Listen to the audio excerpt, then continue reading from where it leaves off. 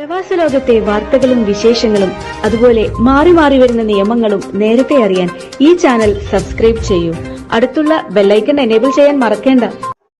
നമസ്കാരം. ഒമാൻ വാർത്തകളിലേക്ക് സ്വാഗതം. ഇന്ന് 2025 മാർച്ച് 25 ചൊവ്വ. പ്രധാന വാർത്തകൾ.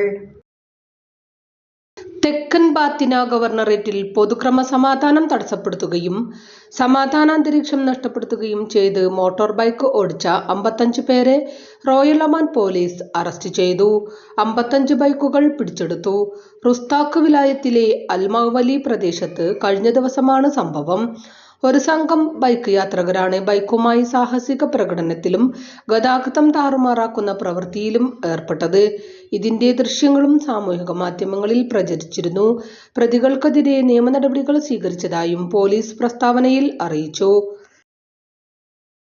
ഒമാൻ കേരള സെക്ടറുകളിൽ പതിവിന് വിപരീതമായി കുറഞ്ഞ നിരക്കിൽ ടിക്കറ്റുമായി വിമാന കമ്പനികൾ.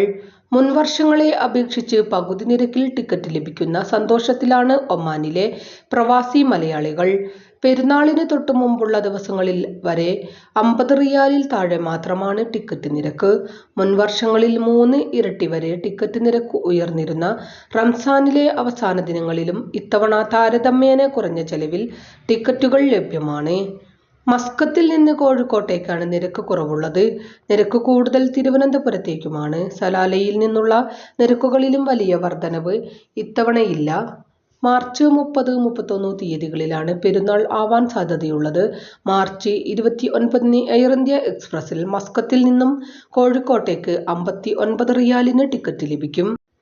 മാർച്ച് 30 40 റിയാലാണ് നിരക്ക്. കൊച്ചി സെക്ടറിൽ മാർച്ച് 29 52 റിയാലാണ്. 30 35 റിയാലുമാണ് നിരക്ക്. തിരുവനന്തപുരം സെക്ടറിൽ 28 69 റിയാലും 29 30 തീയതികളിൽ 62 റിയാലുമാണ് നിരക്ക്.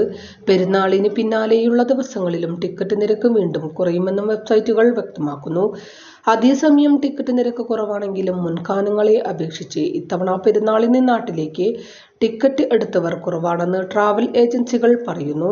കുടുംബങ്ങൾ വലിയ തോതിൽ പെരുന്നാളിന് നാടണയാൻ സാധ്യത വളരെ കുറവാണ്. ഇന്ത്യൻ സ്കൂളുകളിൽ ഏപ്രിൽ ആദ്യവാരത്തിൽ പുതിയ അധ്യയന വർഷം ആരംഭിക്കാനിരിക്കുന്നതിനാലാണിത്. ജൂണിൽ സ്കൂൾ അവധിക്കാലത്ത് നാട്ടിലേക്ക് പറക്കാൻ കാത്തിരിക്കുകയാണ് ഭൂരിഭാഗം പേരും. ഇതും പെരുന്നാളിന് ടിക്കറ്റ് നിരക്ക് കുറയാൻ കാരണമാണ്. മാർച്ച് 28, 29, ഏപ്രിൽ 4, 5 തീയതികളിൽ വിമാനത്താവളങ്ങളിൽ കനത്ത തിരക്കിന് സാധ്യത.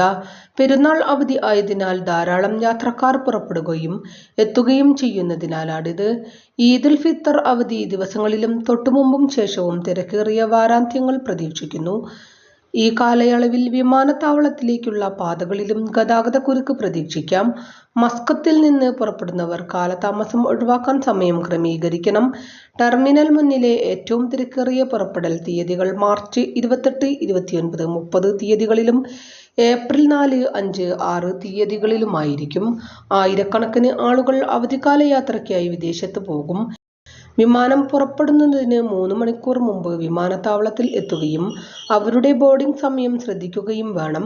ചില വിമാന കമ്പനികളിൽ മുൻകൂറായി ചെക്ക് ഇൻ ചെയ്യാനും കഴിയും. തടസ്സമില്ലാത്ത പ്രോസസ്സിംഗിനായി ഇമിഗ്രേഷനിലേക്കോ സ്മാർട്ട് ടണലിലേക്കോ നേരിട്ട് പോകാൻ ഇത് അവരെ അനുവദിക്കുന്നു. വെബ്സൈറ്റ്, ആപ്പ്, മൊബൈൽ പോർട്ടുകൾ, ഹോം ചെക്ക് ഇൻ സേവനങ്ങൾ എന്നിവയിലൂടെ യാത്രക്കാർക്ക് ചെക്ക് ഇൻ ചെയ്യാം. പുറപ്പെടുന്നതിന് 20 മിനിറ്റ് മുമ്പ് ബോർഡിംഗ് ഗേറ്റുകൾ അടയ്ക്കും. ചെക്ക് ഇൻ ഗേറ്റ് അടയ്ക്കൽ സമയക്രമങ്ങൾ കർശനമായി പാലിക്കും.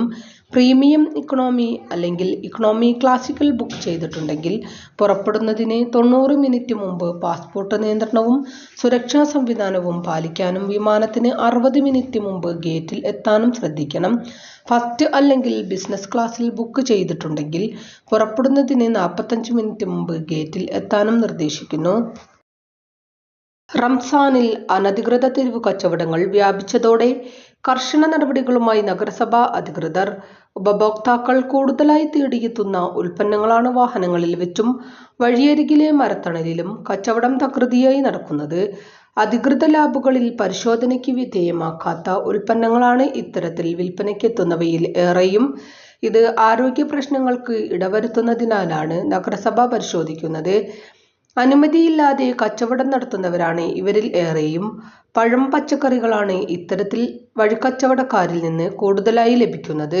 ജലാംശം കൂടുതലുള്ള പഴങ്ങൾക്ക് ആവശ്യക്കാർ കൂടുതലാണെന്നറിയുന്നതിനാൽ ഇവ സുലഭമാണ്. തണ്ണിമത്തൻ, ഓറഞ്ച്, മുസംബി, വാഴപ്പഴം, മുന്തിരി തുടങ്ങിയവ തെരുവിലെത്തുന്ന കച്ചവടക്കാരിൽ നിന്ന് ലഭിക്കും. വില കുറയുന്നതും ഉപഭോക്താക്കളെ ആകർഷിക്കുന്നു. രാജ്യത്തെ ഫാമുകളിൽ നിന്നും പഴം, പച്ചക്കറി മാർക്കറ്റുകളിൽ നിന്നും ശേഖരിച്ചാണ് ഇവ വിപണിയിൽ എത്തുന്നത്. ഒമാനിൽ സഞ്ചാരികളുടെ പുതിയ ഹോട്ട്സ്പോട്ടായി ദിമാനിയത് ദ്വീപുകൾ. മസ്കത്ത് ഗവർണറേറ്റിൽ ഉൾപ്പെടുന്ന ഈ മേഖല 9 പ്രധാന ദ്വീപുകൾ ഉൾപ്പെട്ടതാണ്. ബർക്കയിൽ നിന്ന് 18 കിലോമീറ്ററാണ് ദ്വീപിലേക്കുള്ള ദൂരം. കരയും ചുറ്റുമുള്ള സമുദ്രപ്രദേശങ്ങളും ഉൾപ്പെടെ 203 ചതുരശ്ര കിലോമീറ്റർ വിസ്തൃതിയാണ് ഈ ദ്വീപിനുള്ളത്.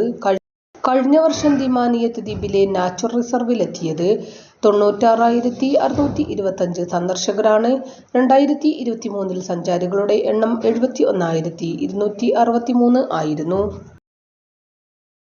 ലോകകപ്പ് യോഗ്യതാ മത്സരത്തിൽ ഒമാൻ ഇന്ന് കുവൈത്തിനെ നേരിടും. ജാബിർ അൽ അഹമ്മദ് ഇന്റർനാഷണൽ സ്റ്റേഡിയത്തിൽ രാത്രി 10:15 മത്സരം.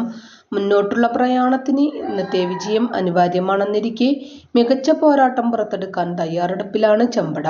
മത്സരത്തിനായി ടീം പൂർണ്ണമായി ഒരുങ്ങിയിട്ടുണ്ട്. ടൂർണമെന്റിൽ മുന്നോട്ട് സഞ്ചരിക്കുന്നതിന് ഇന്നത്തെ മത്സരത്തിൽ വലിയ പരിശ്രമവും ശ്രദ്ധയും ആവശ്യമാണെന്ന് പരിശീലകൻ റഷീദ് ജാബിർ പറഞ്ഞു. മൈതാനത്തെ പ്രകടനമാണ് മത്സരത്തിന്റെ ഫലം നിർണ്ണയിക്കുന്നത്. വളരെ പ്രധാനപ്പെട്ട ഒരു മത്സരമാണ് ഇന്നത്തേതെന്നും മികച്ച ഫലം കൈവരിക്കാൻ കാത്തിരിക്കുകയാണെന്നും പരിശീലകൻ പറഞ്ഞു.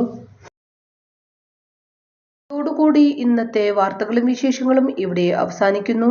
കൂടുതൽ വാർത്തകളും വിശേഷങ്ങളുമായി നാളെ കാണാം. നന്ദി, നമസ്കാരം.